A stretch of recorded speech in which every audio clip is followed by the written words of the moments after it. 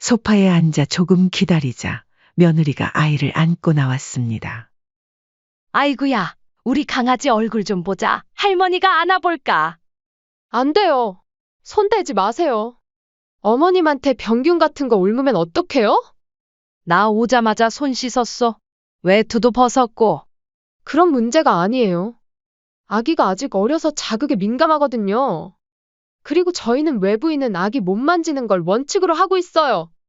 여긴 저희 집이니까 저희 방식은 지켜주셔야죠. 눈으로만 보세요.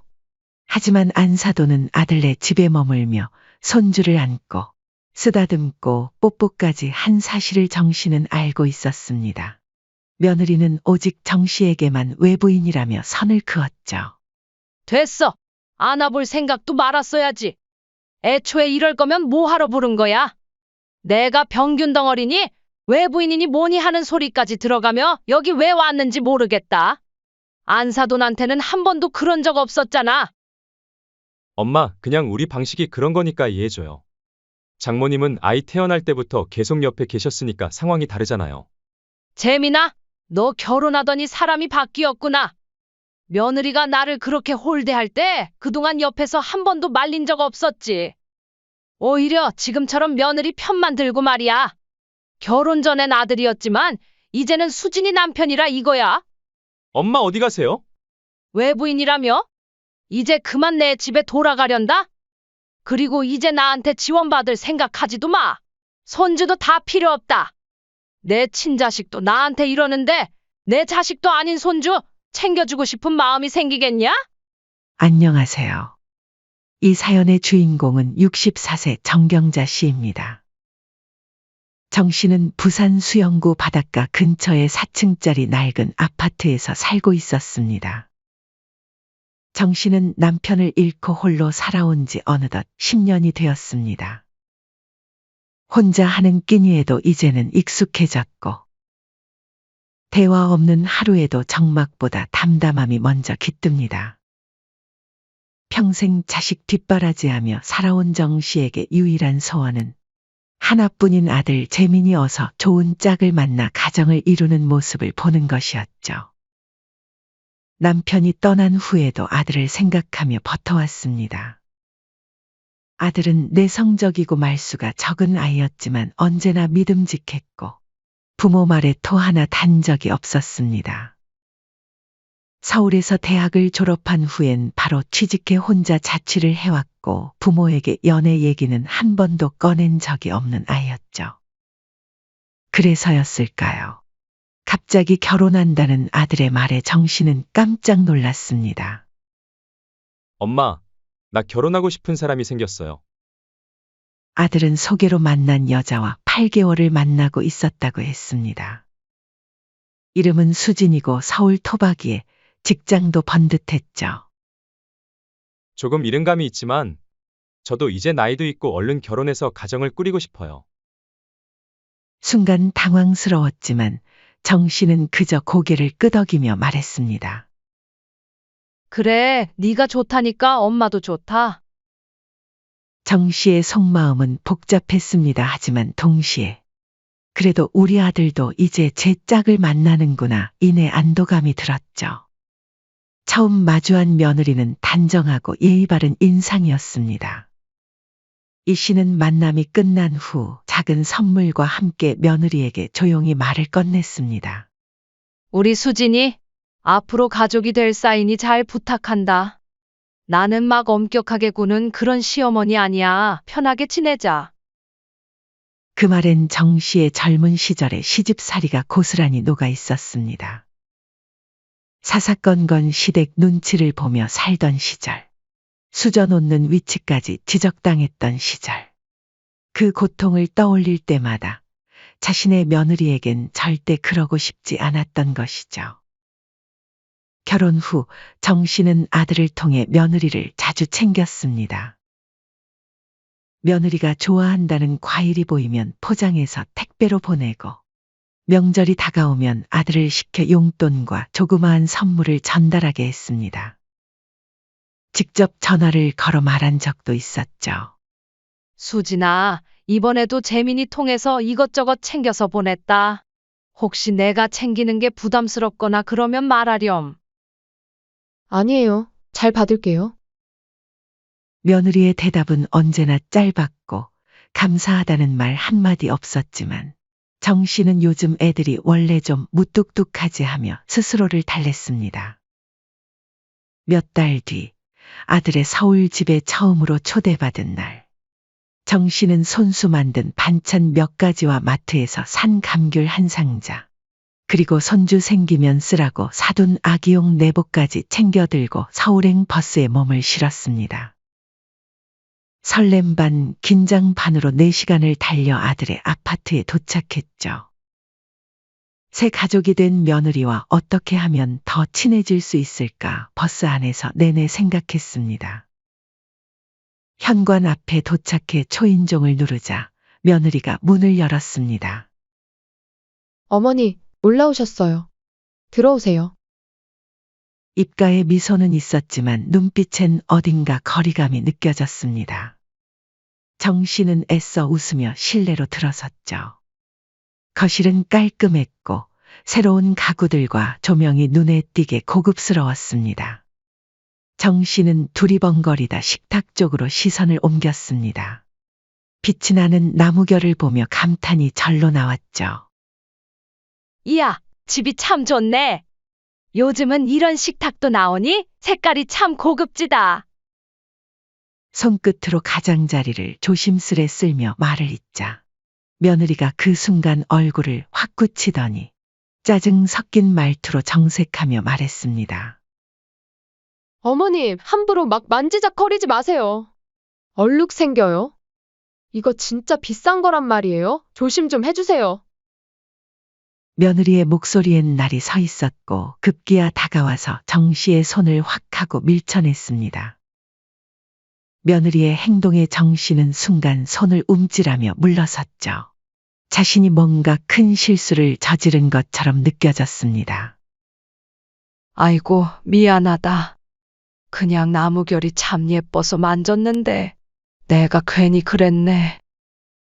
며느리는 아무 대꾸도 없이 고개만 툭 돌렸고 싸늘한 분위기에서 정 씨는 더 이상 아무 말도 꺼낼 수 없었습니다. 그 이후 대화는 거의 없었죠.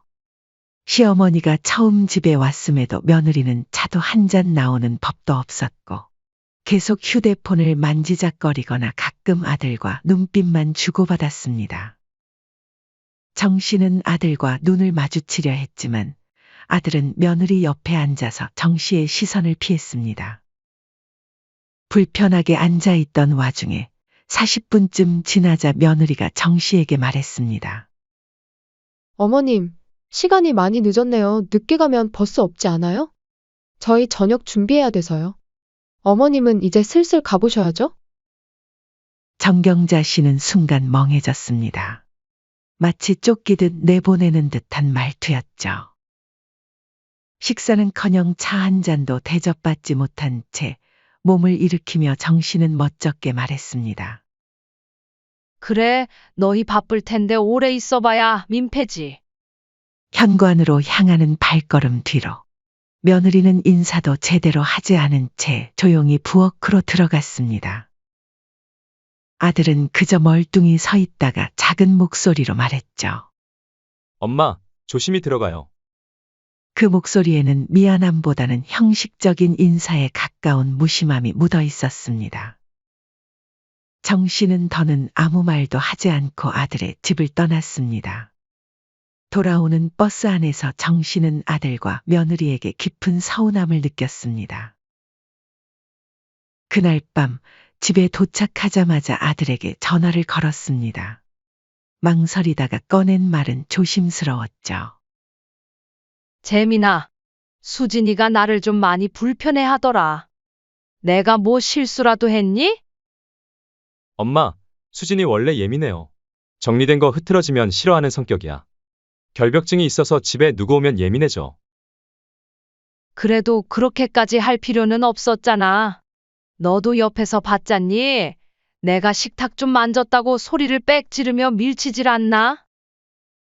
그러니까 엄마는 왜 남의 집 물건을 만져? 조심했었어야지. 남의 집, 아들의 입에서 나온 그 단어가 정 씨의 가슴을 더 크게 울렸습니다.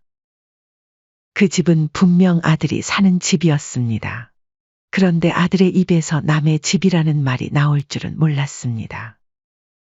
재민아, 내가 결혼하고 아들네 처음 가서 식사 한 끼는커녕 차 한 잔도 대접 못 받고 그렇게 쫓겨나듯 왔는데 거기서도 네 마누라 편만 드니? 엄마 정말 서운하다. 하지만 아들의 대답은 싸늘했죠. 엄마, 우리가 일부러 그런 것도 아니고. 엄마도 좀 이해해줘요. 에휴, 됐다. 말을 말자. 시간이 흘러 결혼하고 처음으로 아들 집을 다녀온 지 한 달쯤 지났을 무렵 정 씨는 아들에게서 뜻밖의 전화를 받았습니다. 아들의 목소리는 조심스러웠지만 어딘가 들떠있는 듯했죠. 엄마, 수진이 임신했어요. 정 씨는 한순간 말을 잇지 못했습니다. 아, 나도 드디어 할머니가 되는구나. 가슴속 어딘가가 따뜻하게 부풀어 올랐습니다. 며느리에 대한 서운함이며 아들의 무심함도 잠시 잊혔죠. 정 씨는 목소리에 최대한 진심을 담아 말했습니다. 그래, 잘 됐다. 며느리 몸조리 잘하라 전해줘. 뭐 필요한 거 있으면 말하고. 며칠 후 정 씨는 며느리에게 전화를 걸었습니다. 정 씨가 먼저 물었죠. 혹시 필요한 거 있으면 부담 갖지 말고 얘기하렴. 임신 중엔 조심해야 하니까.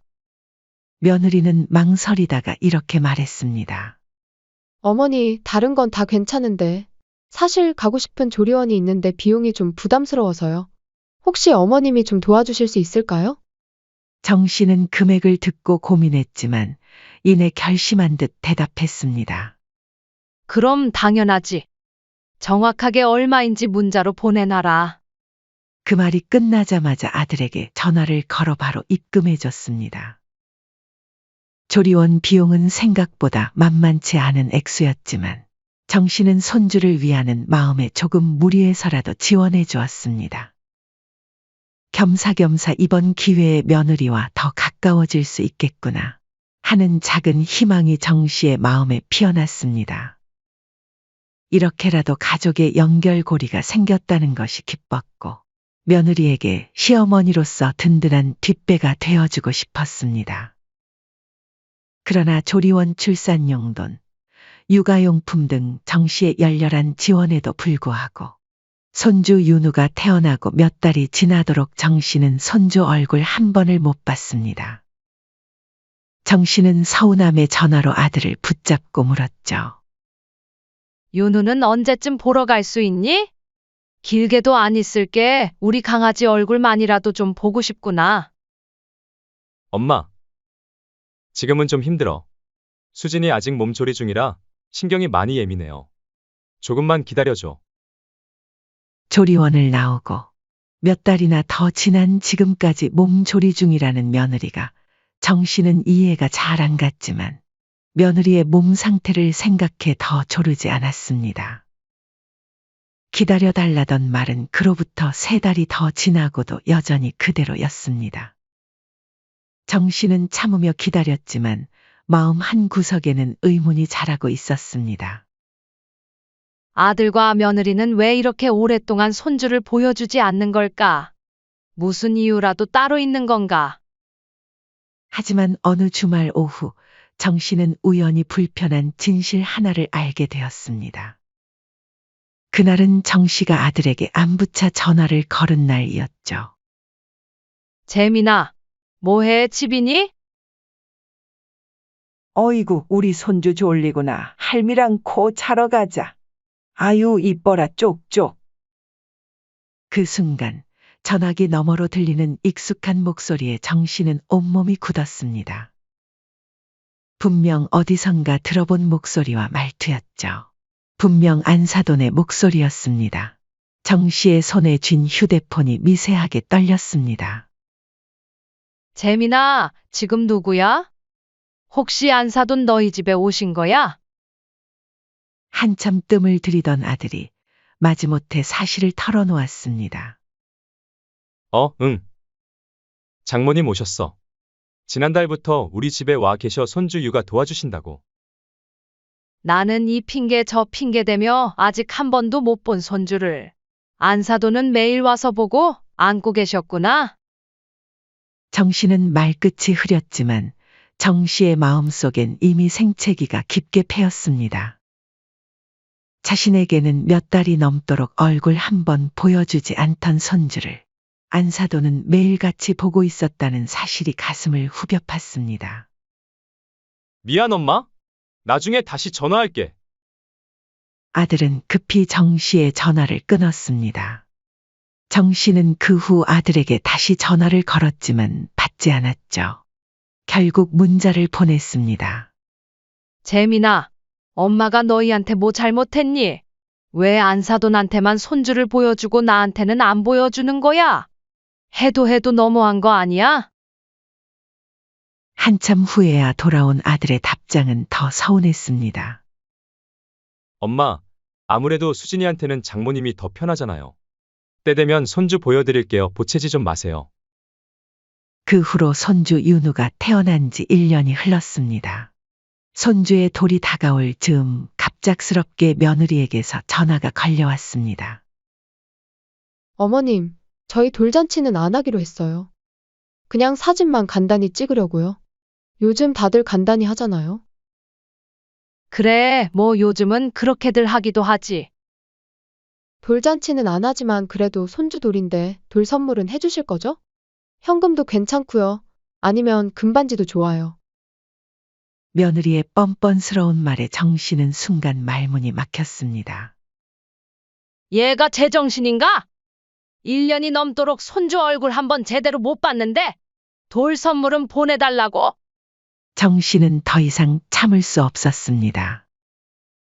수진아, 인간적으로 손주 얼굴은 한번 보여주고 그런 말 해야 하는 거 아니니? 나한테 보여주지도 않고 선물부터 챙기겠다는 건 좀 도둑놈 심보 같네.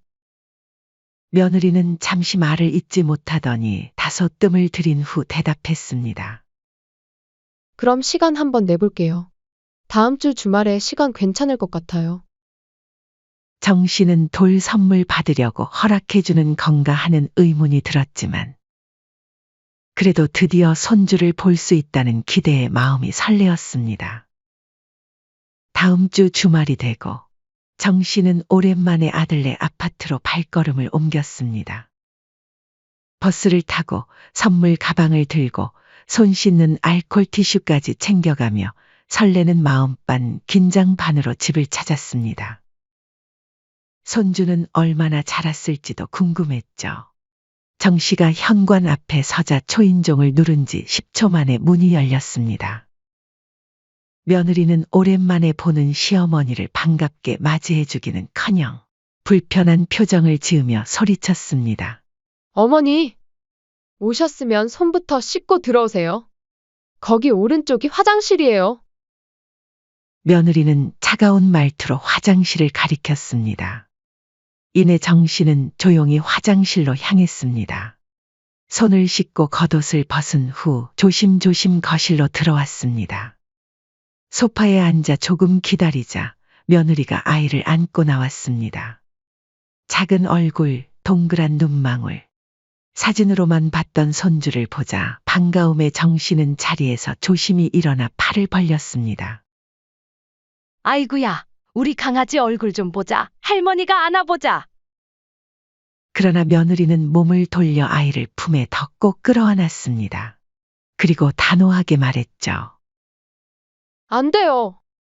손 대지 마세요. 어머님한테 병균 같은 거 옮으면 어떡해요? 저희는 아기 만질 땐 샤워까지 하고 옷도 갈아입는 걸 원칙으로 하고 있어요. 정 씨는 잠시 얼어붙었습니다. 나 오자마자 손 씻었어. 외투도 벗었고. 그런 문제가 아니에요. 아기가 아직 어려서 자극에 민감하거든요. 그리고 어머님은 외부인이시잖아요. 여긴 저희 집이니까 저희 방식은 지켜주셔야죠. 순간 방 안의 공기가 차갑게 식었습니다. 며느리의 말 속엔 선을 긋는 느낌이 확실했습니다.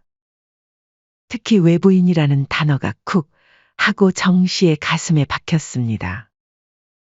정 씨는 충격을 받고 겨우 의자에 앉아 조용히 숨을 골랐습니다. 눈앞에서 며느리가 아이 이마에 뽀뽀하는 걸 보며 그 장면이 자신에겐 허락되지 않는다는 사실이 참 서러웠죠. 문득 지난번 아들과 통화 중 들었던 안사돈의 목소리가 떠올랐습니다. 안사돈은 아들의 집에 머물며 아이를 안고 쓰다듬고 뽀뽀까지 하고 있었습니다. 낯설지도 어색하지도 않았습니다. 안사돈은 아들과 며느리의 집에 너무도 자연스럽게 녹아든 가족이었습니다.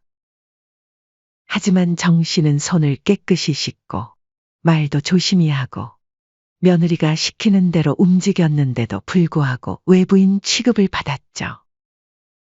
그 순간 정 씨는 깨달았습니다. 며느리에게 가족은 며느리의 친정만을 뜻하는 것이었고 자신은 가족이 아닌 단지 자신의 집에 잠깐 들른 외부인일 뿐이었다는 것을 말입니다. 정 씨는 그 사실이 뼛속까지 서러웠습니다. 자신이 준 조리원 비용으로 며느리는 회복했고 보낸 선물과 용돈으로 손주는 자랐지만 정작 자신은 그 손주를 안아볼 수조차 없는 사람이었습니다. 아무리 잘해보려 애써도 자신은 결국 외부인일 뿐이었으니까요. 그 후로 흐르는 시간 동안 정 씨는 아들과 며느리가 지켜보는 가운데 소외된 손님처럼 소파에 앉아 있었습니다. 됐어. 안아볼 생각도 말았어야지. 애초에 이럴 거면 뭐하러 부른 거야? 내가 병균 덩어리니 외부인이니 뭐니 하는 소리까지 들어가며 여기 왜 왔는지 모르겠다. 정 씨의 목소리에는 서운함이 묻어났습니다. 이내 곧 아들이 나섰습니다. 엄마, 그냥 우리 방식이 그런 거니까 이해해줘요.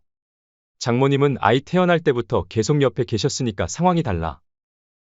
끝까지 며느리의 편만 드는 아들의 말에 정 씨는 겨우 참아온 인내심의 끈이 마침내 끊어졌습니다. 정 씨는 천천히 고개를 돌려 아들을 바라봤습니다. 그 눈빛은 마치 남을 보는 듯 싸늘했죠. 재민아, 너 결혼하더니 사람이 바뀌었구나. 며느리가 나를 홀대할 때 옆에서 한 번도 말린 적 없었지. 오히려 지금처럼 편만 들고 말이야. 내가 낳고 키운 자식인데 말투 하나에도 이젠 내 자식처럼 안 느껴진다.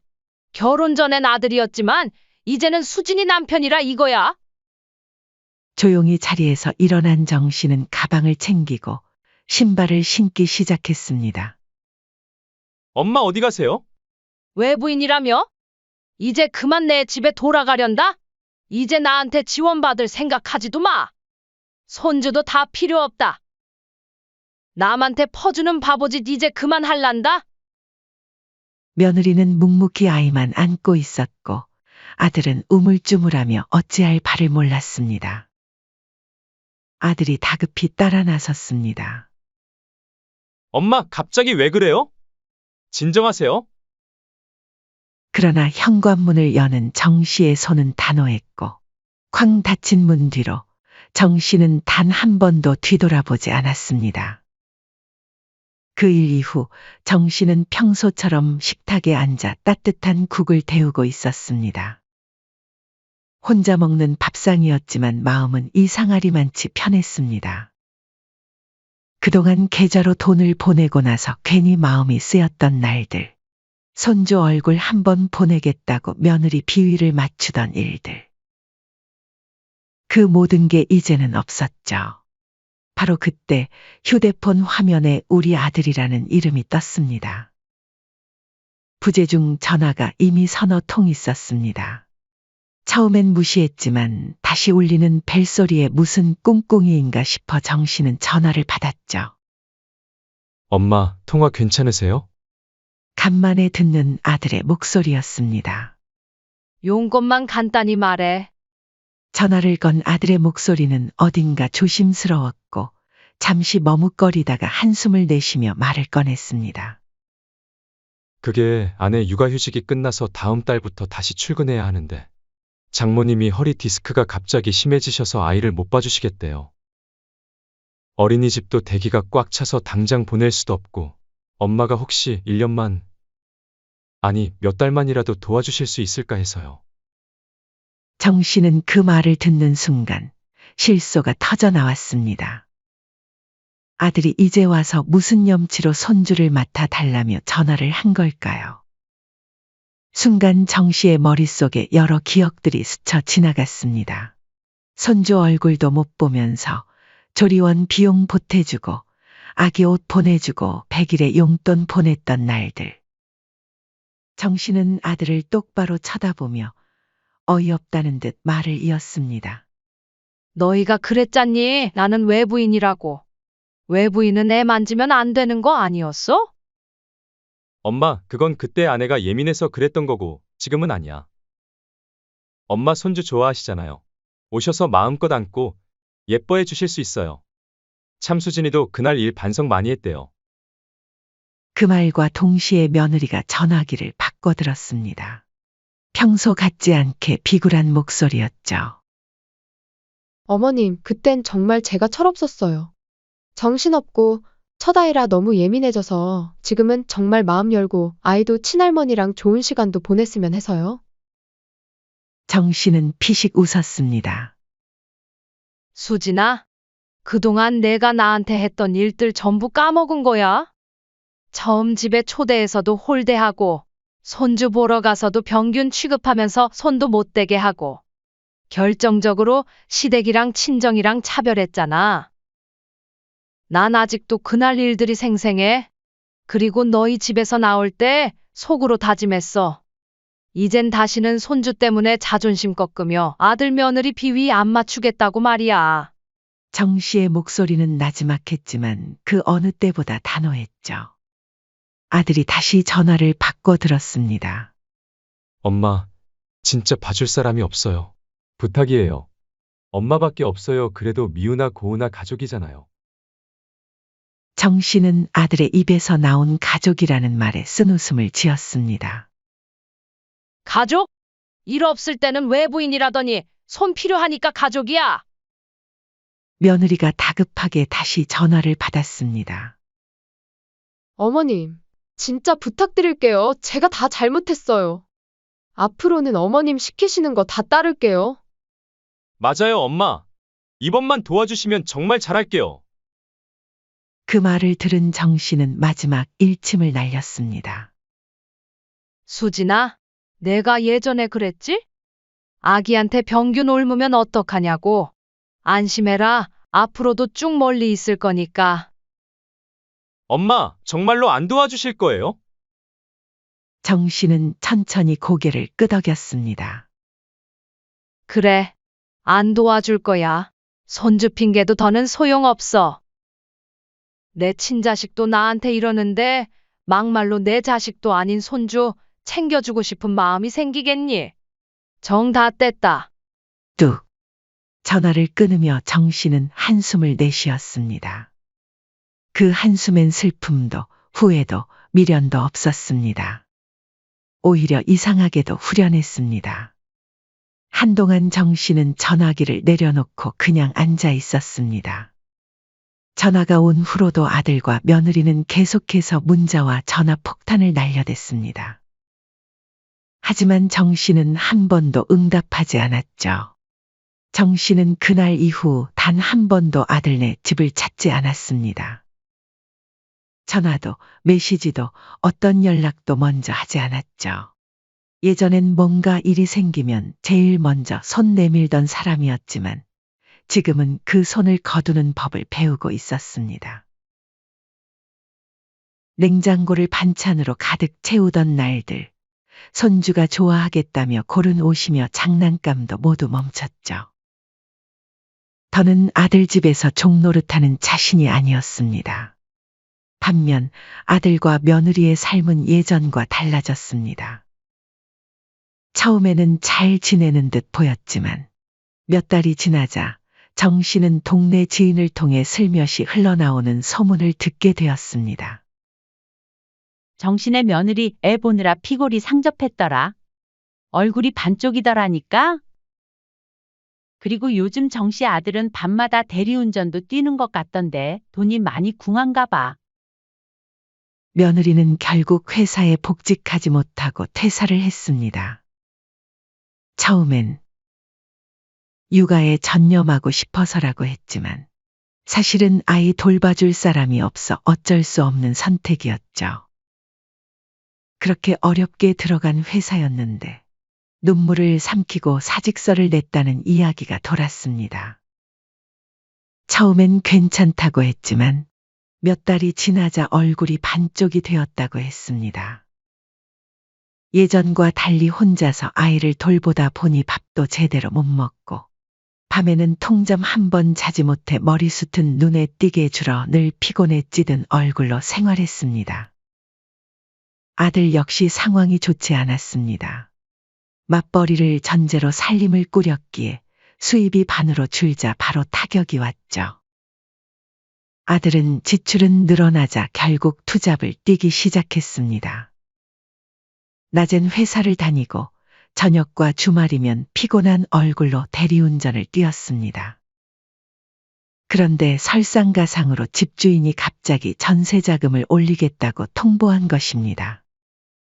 아들 부부는 급하게 큰 돈을 마련하거나 아니면 더 작고 좁은 집으로 이사를 해야 하는 상황이 되었죠. 아들은 급히 전화에 항의했습니다.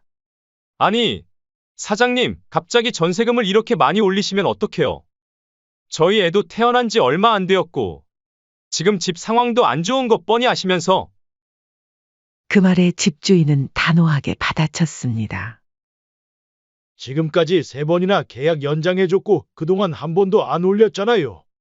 요즘 시세가 어떤지 아세요? 이 정도면 감사해야죠. 싫으면 집 빼세요. 그쪽 가족 말고도 찾는 사람 많아요. 그 한마디에 아들은 입을 다물었습니다. 밤늦게 대리운전을 마치고 돌아오는 길, 처음으로 자신의 집이 없다는 현실이 뼈아프게 다가왔죠. 정 씨는 이 모든 이야기를 듣고도 동요되지 않았습니다. 확실히 예전과는 달라진 모습이었죠. 사실 정 씨에겐 오래전부터 몰래 준비해둔 비상금이 있었습니다. 혹시 나중에 아들 부부와 손주가 넉넉하게 살 수 있도록 준비한 돈이었죠. 조금씩 차곡차곡 모았지만 시간이 쌓여 그 돈이면 전세금 정도는 충분히 마련할 만한 금액이었죠. 하지만 정 씨는 생각이 바뀌었습니다. 안 줄래. 아니, 줄 이유가 없지. 그 돈을 떠올릴 때마다 며느리의 홀대와 그리고 그 옆에서 아무 말도 못하고 눈치만 보던 아들의 얼굴이 생각이 났습니다. 돈도 정이 있어야 쓰는 거지. 대접 못 받은 사이에 무슨 미련을 두겠어. 혼잣말 같았지만 그 말엔 깊은 단념과 후련함이 담겨 있었습니다. 정 씨는 그렇게 생각하며 자신이 그동안 얼마나 좋은 시어머니가 되기 위해 애썼는지, 슬프지만 그렇게 애쓰고 노력한 것들이 모두 의미가 없는 행동이었음을 스스로 인정했습니다. 그래도 그 덕분에 얻은 것이 있었습니다. 더 이상 누굴 챙기느라 내 시간을 쏟지 않아도 되고, 누가 고마워하지 않는 수고를 반복하지 않아도 되었습니다. 그날 저녁, 정 씨는 자신을 위해 딱 먹을 만큼만 밥을 지었습니다. 작은 그릇에 반찬을 조금 담고 상을 차렸죠. 누구 눈치도 보지 않고 누구를 위해 준비하지도 않는 저녁이었습니다. 자식한테 종살이하며 욕먹고 살 바엔 자식 하나 없다 치고 마음 편히 사는 게 낫지. 손주도 결국 내 자식도 아니고 미련 가질 필요 하나 없어. 그냥 나만 잘 챙기고 살면 돼. 정 씨는 그렇게 말하며 호쾌하게 웃었습니다. 정 씨는 아들과 며느리를 냉대하지는 않았지만 가까이 하지도 않았습니다. 적절한 거리를 유지하며 관계를 이어갔죠. 정 씨는 이제 아들과 며느리에게 무조건적인 헌신을 하지 않습니다. 정 씨는 잠시 창밖을 바라봤습니다. 창문 너머로 부는 바람이 유난히 상쾌했습니다. 그저 평범한 봄날 오후였지만 지금의 자신에겐 참 귀한 평온이었죠. 그녀는 더 이상 누구의 엄마, 누구의 할머니가 아니었습니다. 이제는 오롯이 정경자, 자신의 삶을 제 뜻대로 살아가는 사람이 되었습니다. 사연은 여기까지였습니다. 구독, 좋아요, 댓글은 영상 제작에 큰 힘이 됩니다. 시청해 주셔서 감사합니다.